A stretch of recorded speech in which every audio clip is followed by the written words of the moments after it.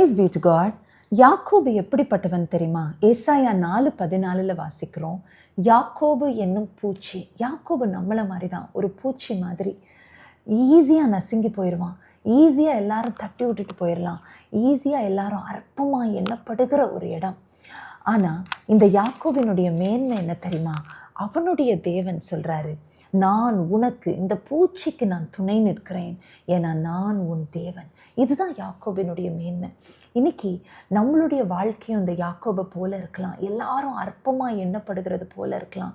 பலனே இல்லாமல் இருக்கலாம். ஈஸியாக நசுக்கப்படுகிறது போல இருக்கலாம். தள்ளி விட்டு போகிறது போல இருக்கலாம்.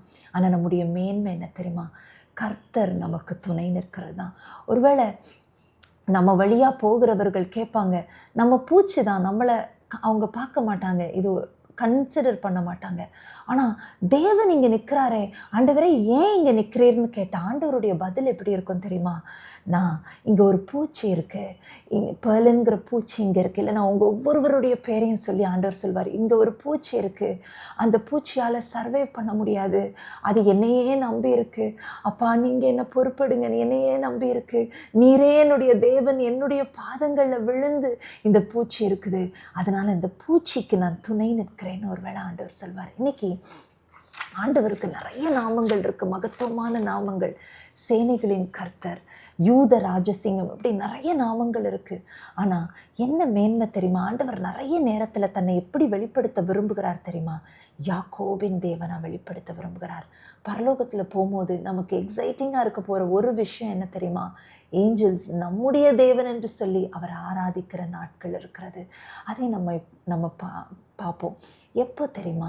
ஆண்டவரே நான் உண்மையே நம்பி இருக்கிறேன் என்று நான் பூச்சி என்கிறதை உணர்ந்து என்னைக்கு ஒவ்வொரு நிமிஷமும் கர்த்தரையே சார்ந்து வாழ ஆரம்பிக்கிறனோ, அப்பொழுது கர்த்தர் நம்முடைய தேவனாய் எழுந்தருளுவார். ஜெபிக்கலாமா? ஆண்டவரே நாங்கள் ஒரு பூச்சியை போல இருக்கிறோம்ப்பா. மனுஷரால் அருவருக்கப்படுகிறதும் அற்பமாய் எண்ணப்படுகிறதும் நசுக்கப்படுகிறதுக்கு எத்தனமாய் நாங்கள் இருக்கிறோம்ப்பா. ஆனால் நீர் எங்களுக்கு துணை நிற்கும்படியாய் உம்முடைய பாதத்தில் விழுகிறோம்ப்பா. நீர் எங்களுடைய தேவனாய் எழுந்துருளும். உண்மையே நாங்கள் நம்பி இருக்கிறோம். நீங்கள் இல்லைன்னா நாங்கள் சர்வைவ் பண்ண முடியாது கர்த்தாவே. அப்பா உண்மையே நம்பி இருக்கிறோம். எங்களுடைய தேவனாய் எழுந்தருளுவீராக. இயேசுவின் மூலம் ஜெபம் கேளும் பிதாவே. ஆமேன்.